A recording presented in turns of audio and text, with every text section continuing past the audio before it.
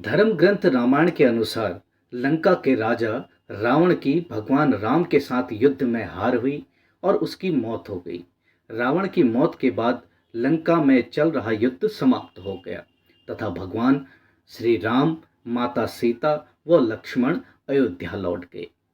मित्रों, क्या आपने कभी यह सोचने का विचार किया है कि रावण की मृत्यु के बाद मंदोदरी व विभीषण का क्या हुआ? शायद ही कोई जान पाया और कम ही लोग इसके बारे में जानने की कोशिश करते हैं। तो मित्रों, आज हमारे साथ वीडियो में बने रहें। आज हम इस वीडियो में जानेंगे कि रावण के मृत्यु के पश्चात मंदोदरी का क्या हुआ। सादर प्रणाम मित्रों, हमारे चैनल में आपका बहुत बहुत स्वागत है। मैं हूं आपका मित्र कमल किशोर। मंदोदरी के बारे में आपको बताएं उससे पहले हम आपको मंदोदरी के जीवन के बारे में बताते हैं। हिंदू पुराणों में एक कथा के अनुसार मधुरा नामक एक अप्सरा थी जो माता पार्वती को बहुत चाहती थी। एक दिन मधुरा माता पार्वती से मिलने कैलाश पर्वत पहुंच गई, लेकिन माता पार्वती वहां नहीं थी।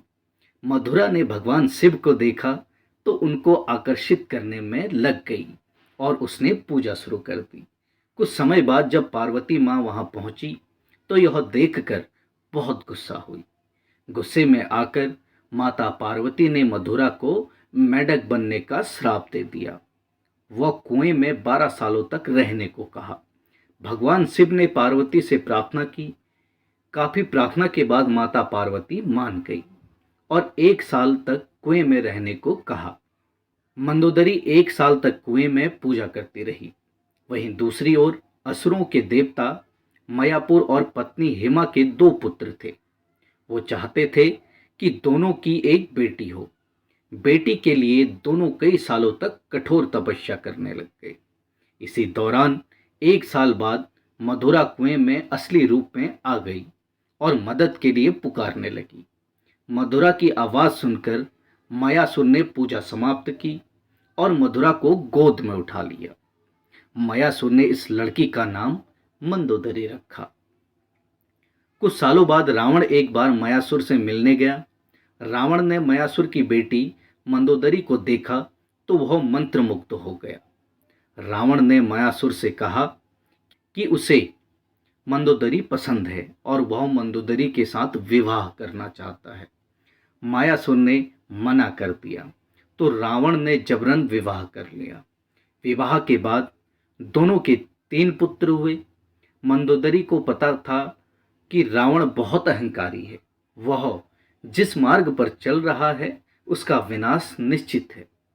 मंदोदरी ने रावण को भगवान राम की पत्नी माता सीता को वापस भेजने को कहा, लेकिन रावण ने मना कर दिया तथा मंदोदरी के लाख कोशिशों के बावजूद भी रावण ने माता सीता को वापस लौटाने में मना कर दिया।